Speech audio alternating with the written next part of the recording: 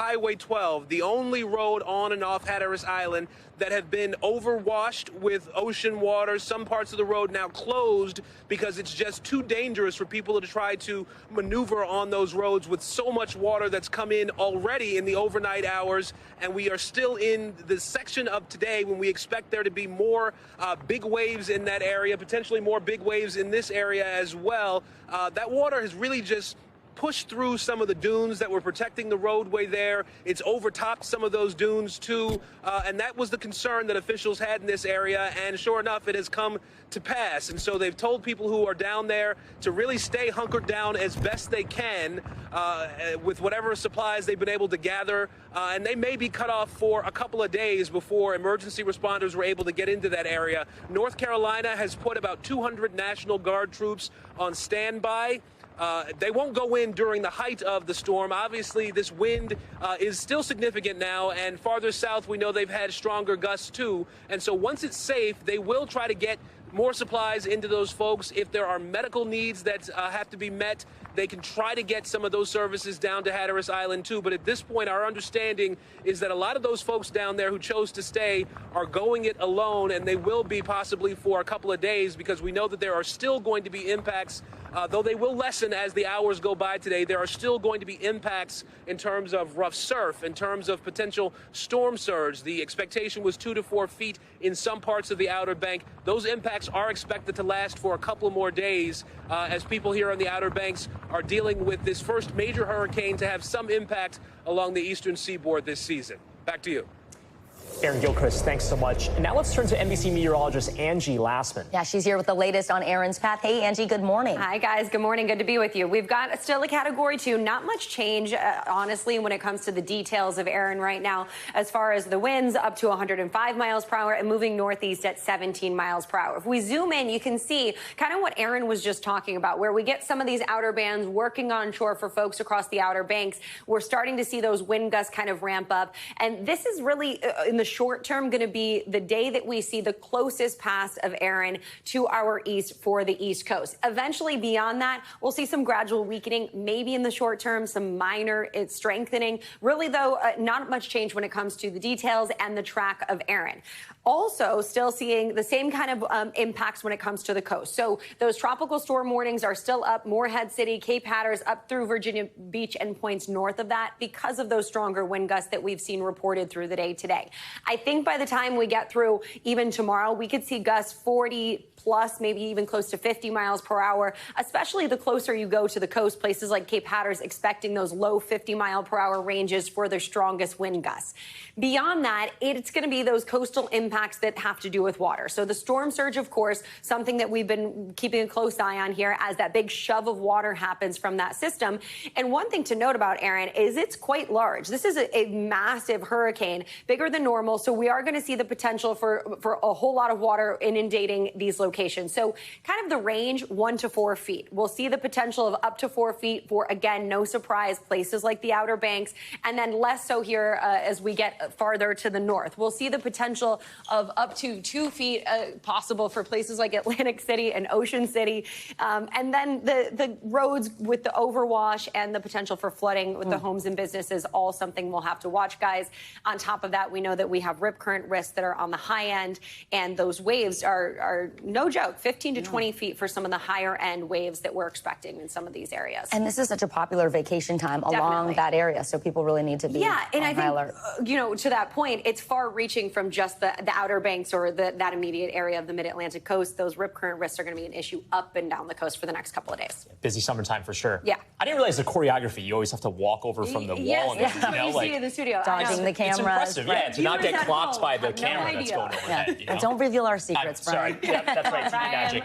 TV magic. Angie, you're the best. Thank you so much. Right back at you. And now to some breaking news. The U.S. and the European Union have reached a new framework agreement on trade that they say represents a, quote, joint determination to resolve our trade imbalances, end quote. The joint statement will cap tariffs on pharmaceuticals, semiconductors, and lumber at 15% and reiterates the EU's tariff levels on all goods which is also 15%. They don't stack. This marks a significant improvement for trade relations between the two sides after President Trump previously threatened tariffs as high as 250% on pharmaceutical imports and 100% on semiconductors. NBC News senior White House correspondent Garrett Haake joins us now from Washington with more. Hey, Garrett, good morning to you. So let's talk about the key terms of this framework agreement. Yeah, Vicki, remember, this agreement was announced several weeks ago, but now we finally have some structure around it, something that's been lacking in some of the other trade agreements announced by the White House. European businesses are probably breathing a huge sigh of relief as they look over these terms, as you outlined, capping tariff rates at 15% across a host of different goods.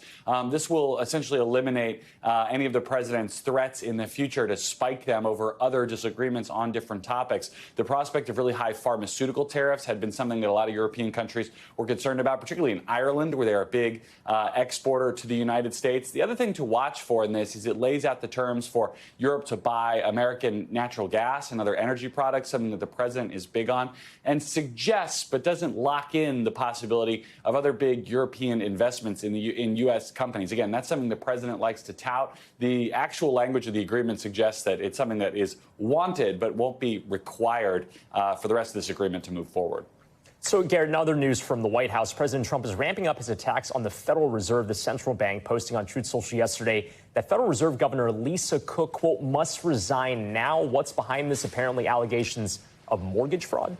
Yeah, here we have one of the president's favorite targets, the Federal Reserve, combined with one of their new favorite tactics in this administration to go after perceived political enemies. Accusations of mortgage fraud are one of the kind of oldest tricks in the opposition research book. We've seen the White House levy similar accusations against Democratic Senator Adam Schiff, Letitia James, the New York Attorney General. Those are all being investigated by the Department of Justice. Now they are levying similar allegations against Lisa Cook, a Fed board member who has said she's not resigning, she's not stepping down, she's taking this seriously, but thinks these are essentially politically motivated accusations. It's just another way for the White House to continue to try to put pressure on the Fed in every way they can to lower interest rates, something that's been a goal of this president for months now and on which he's making little progress. You know, Garrett, let's switch gears. Earlier this week, President Trump said that he actually ordered his attorneys to conduct a review of Smithsonian museums in D.C. He's calling it an effort to make them less woke. He said that they focus too much, quote, on how bad slavery was. What more do you know about this effort, and how are his comments being received? Yeah, I think a lot of people are surprised to be relitigating the issue of slavery in 2025. I think a lot of museums are eyeing another part of that announcement, which compares this investigation, if you want to call it that, to the way that the Trump administration has looked at activities at various universities around the country, all of which that have ended in multi-million-dollar settlements. A lot of big universities around the country put under the microscope by the Trump administration, forced to defend their hiring practices, defend the way they teach, defend the content of their programs, and in many cases, essentially pay a financial settlement to get the federal government off their back. If that's the future for museums, it could become a very expensive proposition, although most museums aren't funded in quite the same way that these universities are. So it's not at all clear where this is going to go, but at least in Washington, I think we could be looking at a pretty expensive battle ahead. Yeah, a lot of threads to follow there. Garrett Haake in D.C., thank you so much. You bet. Here in New York, a federal judge has denied the Justice Department's request to unseal grand jury transcripts in the Jeffrey Epstein case. In a ruling filed Wednesday, U.S. District Judge Richard Berman found that the federal government had not reached the high bar necessary to unseal those documents. He said that the grand jury testimony is a, quote, hearsay snippet of Jeffrey Epstein's conduct, and also cited possible threats to victim safety and privacy as a factor in his decision. The Justice Department declined to comment on the ruling. And in Texas, a Republican redistricting plan is barreling forward following weeks of delays. The newly redrawn congressional maps, which could eventually give the party up to 5 more seats in Congress, passed in the Texas House yesterday.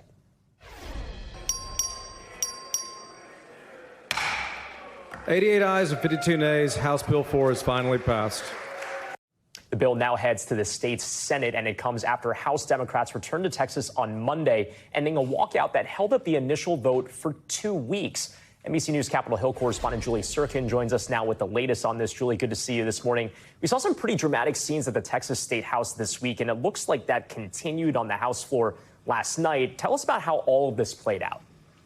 Well, you'll remember, Brian, and good morning to you, Democrats left the state for 2 weeks. Some of them went to Illinois, some to California, some to New York, blue states, where they could not only spend that time denying Republicans what's known as a quorum, essentially creating attendance problems so that Republicans, who are in the majority in Texas, can't even take up these new maps. But they came back a couple of days ago. We saw a pretty dramatic turn of events when House Republican leaders handed out permission slips telling all of these Democrats they essentially can't leave the state capitol without police escorts. We saw some Democrats even stay overnight, tearing up those permission slips. And all of this came ahead to a showdown on the House floor in Austin at the state capitol yesterday, where Democrats and Republicans were debating back and forth. Democrats, by the way, trying to slow down this process by offering amendment after amendment, one to gut the bill, the other related to the Epstein files. All of them were unsuccessful. But here's a little bit of what we heard. House Bill 4 is an illegal and racially discriminatory congressional map, and this body has no business passing it. You own the walkout. You said you did that, but don't come into this body and say we didn't include you. You left us for 18 days, and that's wrong. That was Republican Todd Hunter at the end there, calling Democrats out for leaving. I will tell you, though, that Democrats have told Republicans even yesterday we should be addressing the floods that happened. There was a hearing on that happening at the same time, by the way, yesterday, the floods in Texas that killed so many. We should be addressing schools, health care, the cost of living. But instead, Republicans wanted to redraw the maps, which President Trump praised overnight. Julie, what's next for this bill? Presumably it goes to the Senate, and the expectation is that it will become law. But how soon? Yeah, absolutely. The Senate could take it up as soon as today. Here's the thing, though, Brian. The Senate in Texas already passed this bill earlier. It was only the House Democrats that were holding this bill up. So we do expect it to pass the Senate pretty swiftly, either today or tomorrow. And then Democrats are going to gear up for the next battle, which will happen in the courts. I actually talked to that Democratic state rep that we saw in the beginning that we heard from. And he told me, Chris Turner, that the next fight is going to be in the courts. That fight is going to begin almost immediately. And that really was what yesterday was about. Their closing statements, Chris Turner told me, was all about building a case, trying to prove the real intent of these maps, which he says were designed to be racially discriminatory. Of course, this process is pretty unusual. Mid-decade redistricting. A lot of states don't do it, Republican and Democratic states, because it is inherently a political process. The intent is pretty clear. The president asking not only Texas to do this, but in a Truth Social post overnight, essentially suggesting that other red states should take this up too. He got 5 new Republican seats potentially in Texas. Trump saying he can get up to 100 if other states follow suit too. Yeah, Julie, you mentioned other states. Democrats are threatening to get even with Republicans. How could we see these redistricting battles play out in more states in the coming weeks? California in the conversation.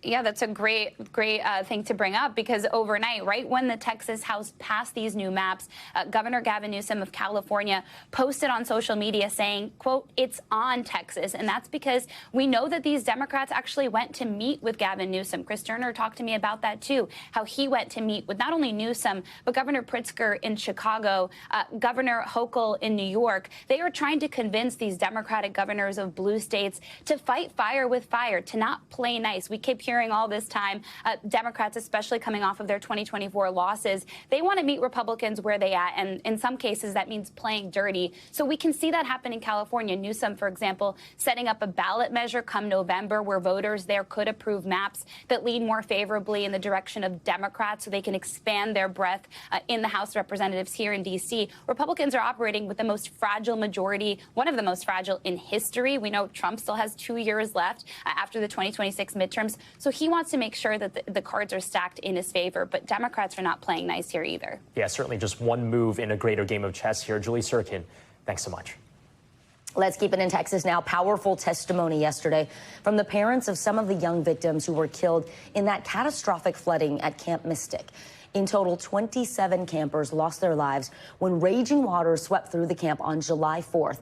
Parents addressed state lawmakers pressing for changes to safety standards at summer camps, saying that their daughters' deaths were entirely preventable. Here's NBC News correspondent Morgan Chesky with the details. This was 100% preventable. My baby girl is still missing.